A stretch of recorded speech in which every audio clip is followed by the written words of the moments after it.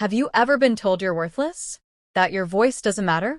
That your ideas are too ambitious for someone like you? I was. Repeatedly. Hi, I'm Isabel Monroe.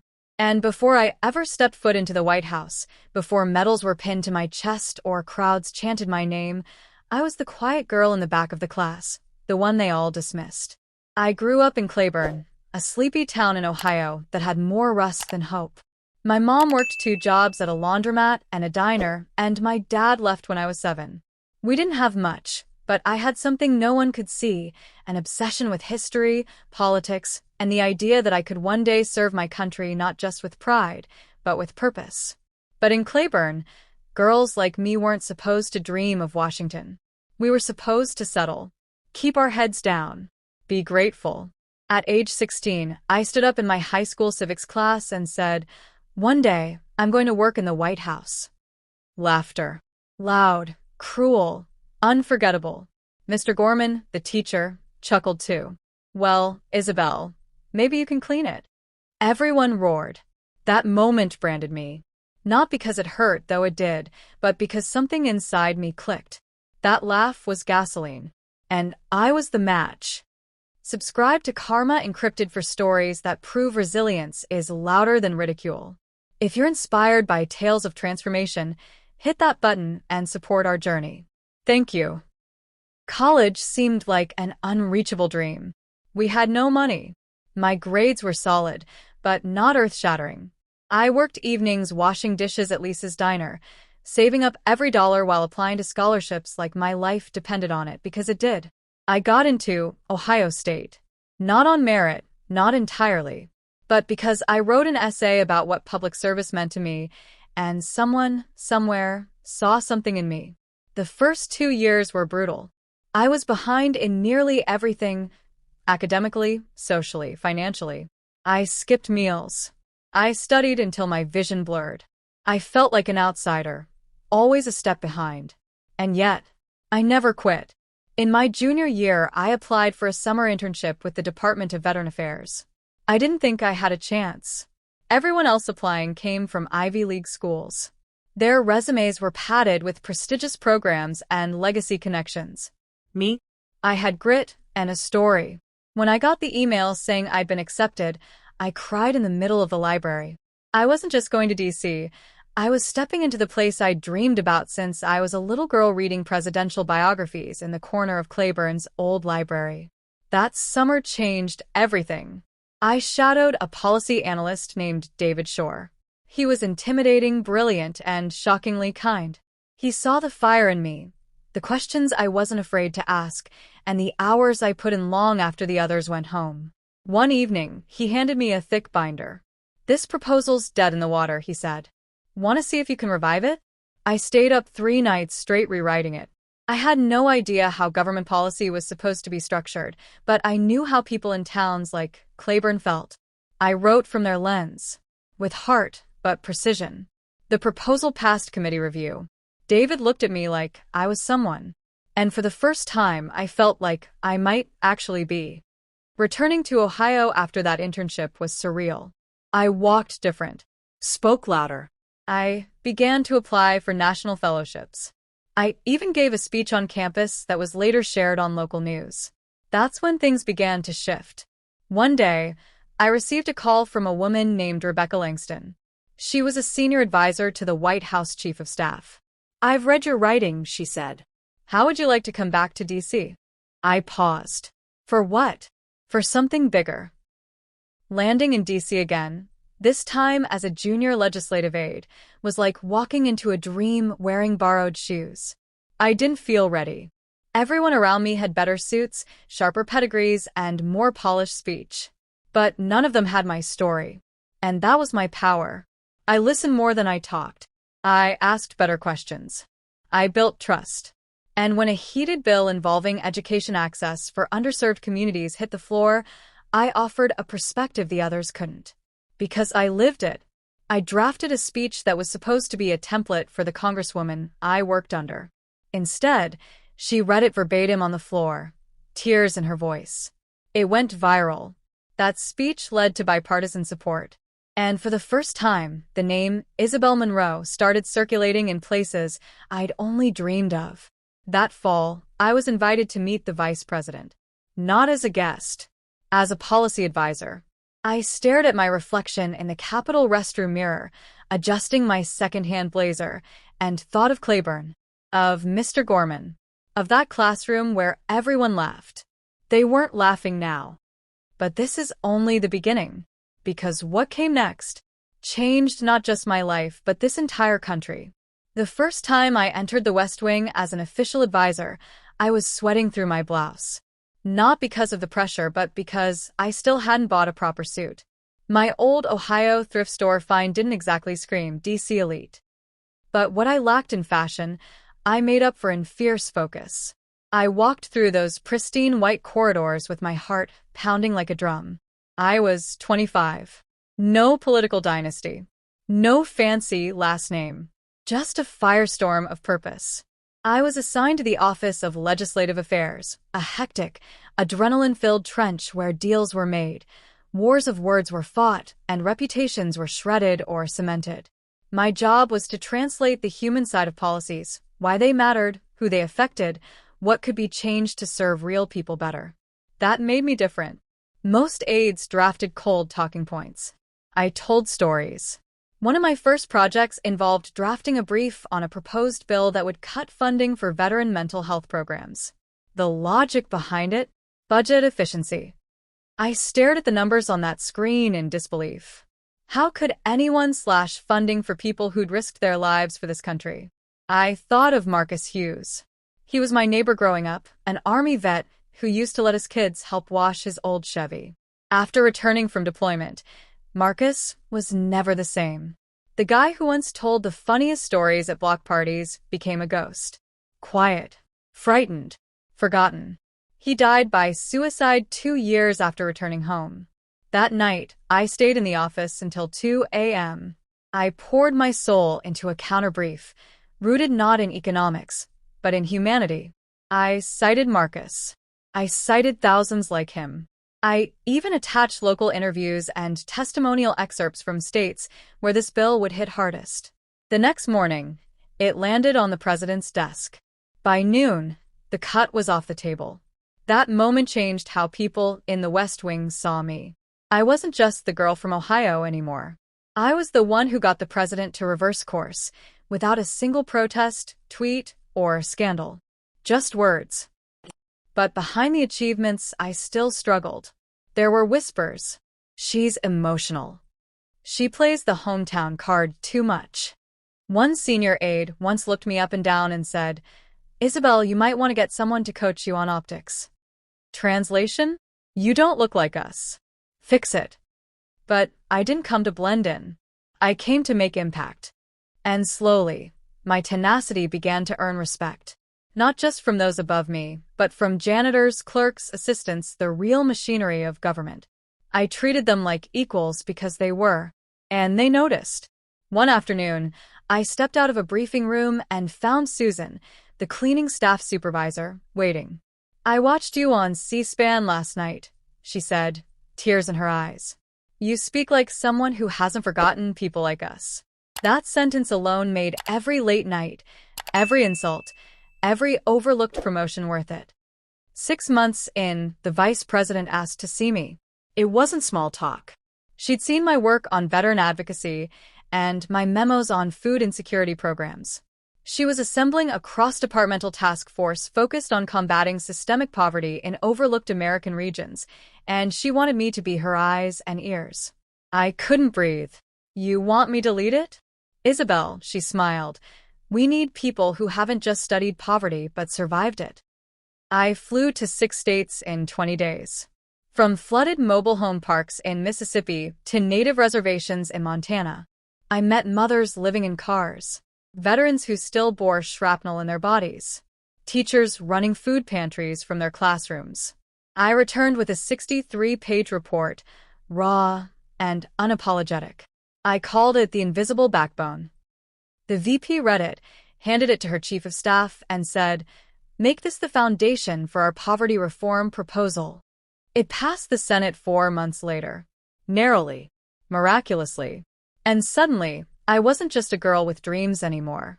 I was the national face of the White House's new initiative on economic dignity. But success invites scrutiny. News headlines followed. The intern who reshaped D.C. From diner girl to policy powerhouse. Not all were flattering. One political commentator called me a dangerous symbol of reverse elitism and warned that emotion-based policy would turn the White House into a therapist's office. I laughed. Because if empathy was dangerous, I was guilty as charged. My old high school teacher, Mr. Gorman, emailed me. Subject line: "You proved me wrong." I didn't open it. I didn't need to. Because the little girl, who was once laughed at for dreaming about the White House, she was now advising the president on national legislation. And she wasn't done yet. The deeper I rose in D.C., the clearer one thing became. This city wasn't built for people like me. It tolerated me. It used me. And sometimes it even celebrated me, but it never made me feel safe. By the time I was 27, I had become one of the youngest special policy advisors working directly with both the vice president and her cabinet team. I was featured on the Time 100 Next list. A viral clip of my speech on school nutrition programs had reached 5 million views. I was finally seen. But with that spotlight came shadows. Whispers grew louder. Meetings I used to be invited to were suddenly confidential. Reports I submitted were edited without notice. My calendar was mysteriously wiped before a scheduled Senate committee hearing, leaving me embarrassed and unprepared. It wasn't paranoia. It was sabotage. And I knew exactly who was behind it. Richard Levins. He was a legacy appointee. His father had served under 3 administrations, and Richard wore that entitlement like an armor. He saw my rise as a threat to the old guard. He saw my success as unearned. And worst of all, he smiled every time he undercut me. It all came to a head during a critical funding proposal. I had drafted a groundbreaking package designed to deliver $2.3 billion in grants for rural health infrastructure, mental health clinics, telemedicine, training programs for underserved areas. It had bipartisan traction. It had momentum. But before the final meeting with the Joint Policy Review Board, Richard slid in a last-minute revision, one that gutted nearly 40% of the funding. He told everyone the numbers weren't viable and said my draft lacked scalability. I wasn't just furious. I was heartbroken. Because I knew why he did it. He didn't believe places like Claiborne deserved that kind of attention. He didn't believe I deserved to shape national policy. And worst of all, he thought I wouldn't fight back. That night, I stayed in the office until dawn. Not rewriting. Not fuming. Investigating. I pulled every version of the bill draft. Every edit Richard made. I compared them against previous policy language and fiscal data. Then I discovered something shocking. Richard had borrowed language from a private healthcare lobbying group, one I'd spoken against in an earlier report. He hadn't just revised it. He'd sold it. I compiled everything, emails, version histories, links to campaign contributions, and attached it to a single 10-page memo. I titled it, Integrity Breach, Internal Undermining of Public Health Proposal. I sent it to the Chief of Staff. Then I went home and braced myself. 3 days of silence. Then on Friday morning, I got the call. I was being transferred, effective immediately. No explanation. No reassignment plan. Just, you'll be contacted shortly.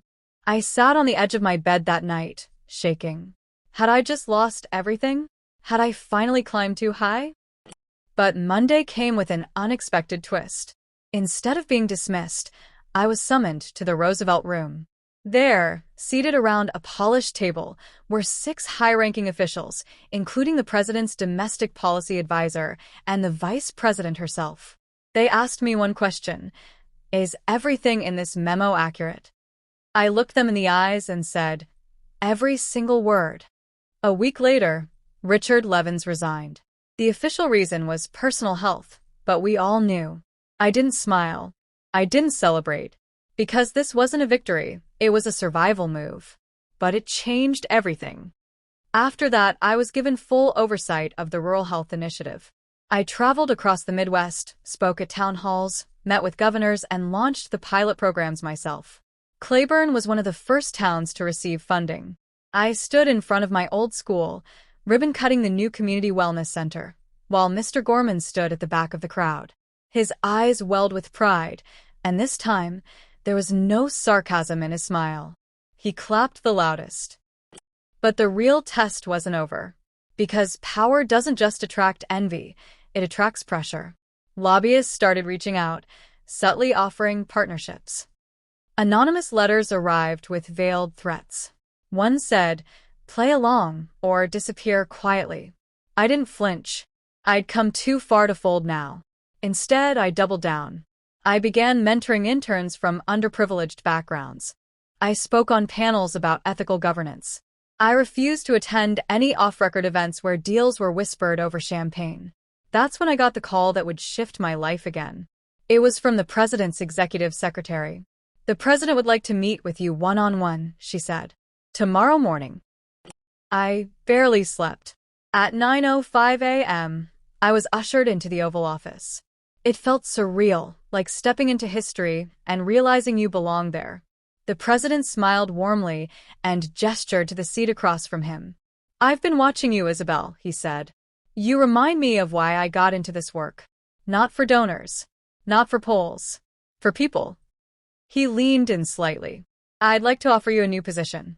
One that requires guts, resilience, and a clear moral compass." I didn't dare breathe. "How would you feel about becoming Deputy Director of Strategic Policy?" My hands trembled.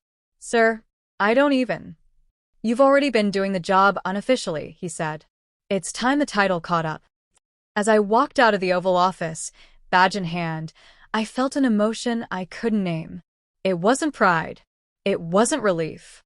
It was clarity. I had fought for every inch, carried my roots with me every step, refused to be defined by whispers, systems, or men in dark suits with brighter pedigrees. They told me I was worthless. But now, I was writing the future. By the time I stepped into my new role as Deputy Director of Strategic Policy, my days were a blur of high-stakes briefings, confidential calls, and carefully timed diplomacy. The pace was punishing. The scrutiny was constant. But for the first time, I felt like I was standing exactly where I was meant to be. I didn't come from power, but now I was helping steer it. Then came the crisis. It started with a small town in Louisiana reporting unusual water contamination. At first, it was written off as local mismanagement, but within a week, 3 more towns, across 3 different states, began reporting identical symptoms among residents: nausea, vomiting, blurred vision, respiratory complications. Rural hospitals were overwhelmed. Pediatric ICUs filled. And no one seemed to know why. A task force was quickly formed, and because of my ties to rural health policy, I was made co-lead. I dropped everything, canceled my vacation, moved into a hotel 2 blocks from the capital so I could work around the clock. Our investigation uncovered a horrifying truth. A major private waste management company, one that had lobbied heavily against my earlier initiatives, had been illegally dumping industrial byproduct into waterways to cut costs. They'd paid off local officials, buried the reports, hidden the data. The chemical? A known neurotoxin banned in most of Europe. When I presented our findings to the National Emergency Council, I felt my heart pounding so loudly I was sure the entire room could hear it. I stood across from senior officials who once ignored me, now silently hanging on every word. "I don't care who signed the permits," I said, voice unwavering. "People are dying, and the government needs to act, today." There was a pause, then applause. The president declared a federal state of emergency that evening. What followed were the most intense 6 weeks of my life. I coordinated relief efforts with FEMA, partnered with CDC to distribute medical aid, held town hall meetings with families who had lost children, testified before Congress in a nationally televised hearing. And when the CEO of the waste company was subpoenaed, guess who they called to present the government's case? Me. I walked into that hearing room like it was war. And I came armed, with documents, testimonies, video footage, and years of pent-up fury on behalf of towns just like Clayburn.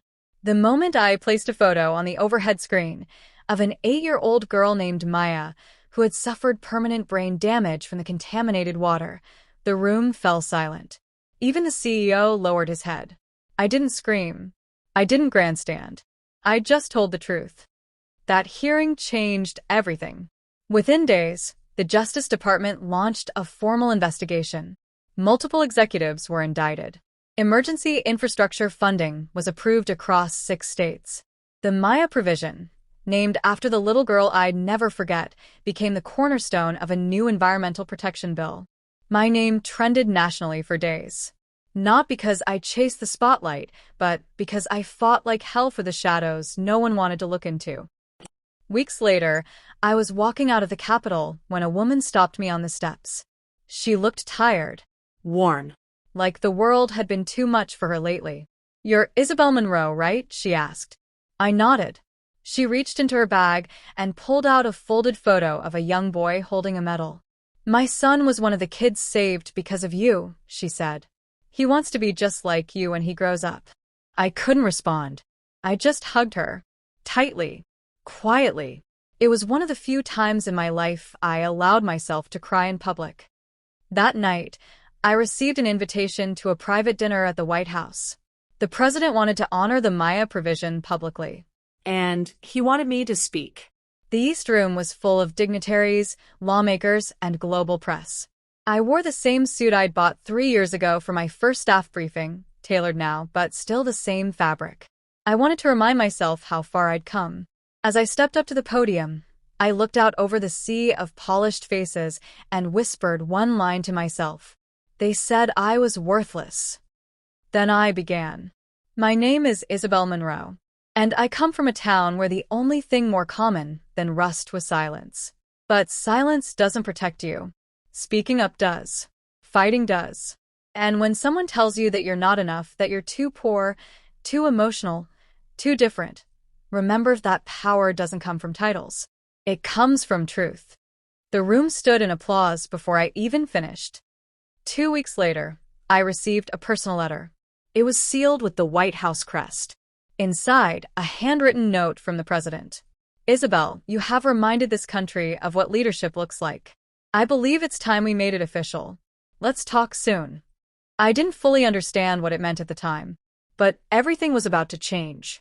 Because the next step in my journey wouldn't just change my life. It would redefine what this nation saw as possible. 2 days after the president's letter arrived, I was summoned back to the West Wing. The message was cryptic. Come prepared. I'd been in hundreds of meetings by now, but something about this one felt different. It wasn't on the public calendar. No staff briefed me. The chief of staff met me at the door personally and guided me through a hallway I'd never seen, past portraits of giants whose names adorned history books, and into a room with no windows. Inside were 6 people. Among them, the president, the vice president, the secretary of defense, and 2 others whose identities were never announced. I sat silently, unsure what came next. The president leaned forward. "Isabel, your integrity has spoken louder than 1,000 campaigns. And this administration needs that kind of voice in a role far more permanent." I swallowed hard. "What kind of role, sir?" "We're nominating you as the next director of national policy strategy. Cabinet level. If confirmed, you'd be the youngest woman ever appointed to the position." The room was silent. My heart stopped. This wasn't just historic, it was seismic. I had gone from a dismissed intern to a potential cabinet member in just under 5 years. I don't know what to say," I whispered. The vice president smiled. "Say yes." But not everyone was celebrating. The opposition party launched a campaign questioning my experience. News pundits painted me as a media darling with no real leadership chops. A political action committee released an ad digging up an old photo of me in a Clayburn diner uniform with the caption, "This is who's writing your laws?" Even some moderates flinched. They were used to pedigree, not persistence. I wanted to cry. To yell. To fight back. But I didn't. Instead, I gathered letters. Thousands of them. From farmers. Teachers. veterans, single moms, survivors of contaminated water, all whose lives had been touched by policies I helped shape. Then I walked into that Senate confirmation hearing and faced the most ruthless political machine on earth, with nothing but my truth. Senator Coldridge sneered at me from his seat. "Ms. Monroe, do you really believe someone who once worked in a diner understands federal strategic policy?" I looked him square in the eyes. "Sir, the policies I create feed children who go to school hungry, protect veterans who return home broken, and build clinics in towns no one else visits. I don't just understand strategy, I understand why it matters." There was a beat of silence. Then another senator nodded slowly. "Well said." The hearing went viral. Again. Not because I had media handlers or practice charm, but because I told the truth without blinking. The vote passed in a narrow 52-48 split. I was sworn in 3 weeks later. Director Isabel Monroe. My mother cried through the entire ceremony. But the title wasn't the reward. The real moment, the one that still makes my throat tighten, came the following month. I was scheduled to meet a group of middle school students from across the country. Just a symbolic photo op, I was told. They're from struggling areas. Low income. Marginalized. The usual. I walked into the Roosevelt Room expecting blank stares and shy questions. But the moment I entered, they stood up. Clapped. And a little girl from Detroit walked right up to me and said, "You look like my mom. And now I know I can be anything." I knelt beside her and hugged her so tightly I forgot there were cameras in the room. Because that was the real mission. Not the power. Not the paycheck. But the proof. Proof that someone labeled worthless could not only survive, but lead. From that moment on, I made it my mission to open the doors wider. I launched the RISE Initiative, a fellowship for students from underrepresented backgrounds to intern in federal agencies. I pushed for language accessibility in all White House communications. I fought for permanent funding for grassroots civic education. One night, after a long session, the president passed me in the hallway. He smiled and said, "You know, you remind me of FDR with sneakers." I laughed. "Is that a compliment or a warning?" "Both," he winked. But the biggest moment of my journey wasn't public. It was quiet, simple. I went back to Claiborne. No cameras, no press, just me, standing in front of the very high school where I was laughed at for dreaming big. I asked for 5 minutes at the morning assembly. The principal hesitated, unsure why someone like me would even remember this place.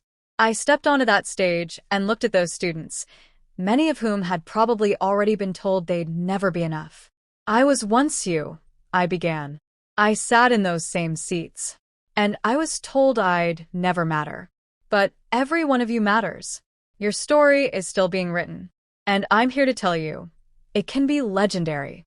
The auditorium fell silent, then erupted. And as I walked out of that building, older, wiser, and finally healed, I didn't think of the White House. I thought of my younger self, the one who was told to dream smaller. And I whispered to her, "Look where we are now."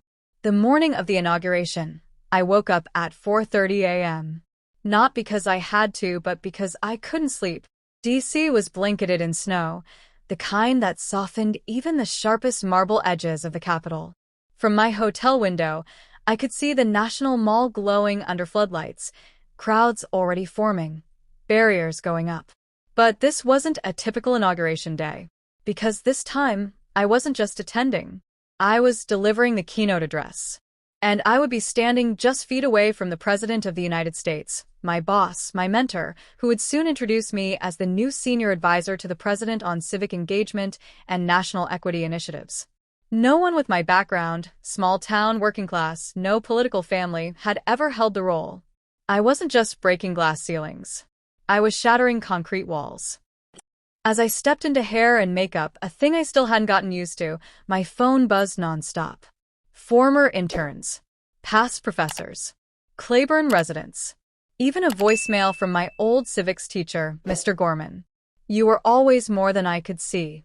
I was wrong, and I am so damn proud of you." I listened to it twice, then once more, just to let it sink in. I wore a navy blue suit that day, tailored from the same material as my very first DC blazer. Only this time, it was lined with stitched-in names. Names of people I had worked for, fought for, and carried with me. Maya. Marcus. My mother. Claiborne. It was more than fabric. It was armor. When I arrived at the Capitol steps, a hush rippled across the crowd. Cameras turned. Whispers grew. I climbed the steps slowly, intentionally, owning each moment. My heels clicked against history. I took my seat. Then the president called my name. "Ladies and gentlemen," he said into the microphone, "today we celebrate not only leadership, but transformation. There was a time when this country overlooked voices like hers. Not anymore. She came from nothing, gave everything, and stood up for everyone. Please welcome Director Isabel Monroe." The crowd roared. But as I stepped to the podium, my mind didn't go to the crowd. It went to the silence before the applause. That space between expectation and disbelief. That's where I lived most of my life. And now I was rewriting it. "Good morning, America," I began. "I stand before you today not as someone who had doors open for her, but as someone who built her own hinges. I was told I didn't belong in this city. That I was too emotional, too inexperienced, too ordinary to lead. But I learned that ordinary people are the ones who carry this country, who patch it together when it's breaking, who lift it when others walk away. To every girl sitting in a classroom being told to dream smaller, don't. To every working parent wondering if your sacrifices matter, they do. To every town left behind, every child underestimated, every person told you're not enough, you are more than enough. I was once called worthless. Now, I advise the President of the United States." The audience rose to their feet, but my hands didn't shake. They belonged here now. After the ceremony, I took a walk along the reflecting pool. Alone. I paused where the water meets the stone, where so many giants once stood. Civil rights leaders, veterans, scientists, mothers, the forgotten, and the remembered. And I whispered, I did it. Not for fame, not for legacy, but for the voice inside me that never stopped screaming, "You are not what they said you were." Weeks later, I returned to Claiborne one final time. I sat with my mom on our old porch, watching the sun dip below the rusted roofs of our childhood street. She handed me a folded piece of paper. "Found this in your old backpack." It was my original college essay. The one I had written at 17 where I said, "One day, I want to help write the laws that help people like my mom and my neighbors and my town. Not because I'm special, but because I care enough to try." Tears ran down my cheeks. She just smiled. "You did that, baby." Today, I work in the West Wing. Not as a visitor, not as a token, but as a voice. I walk into rooms where decisions are made, and I carry every forgotten person with me. I remind the powerful that they serve real people. And I mentor young women who think, maybe one day could never be their day. Because now they know it can.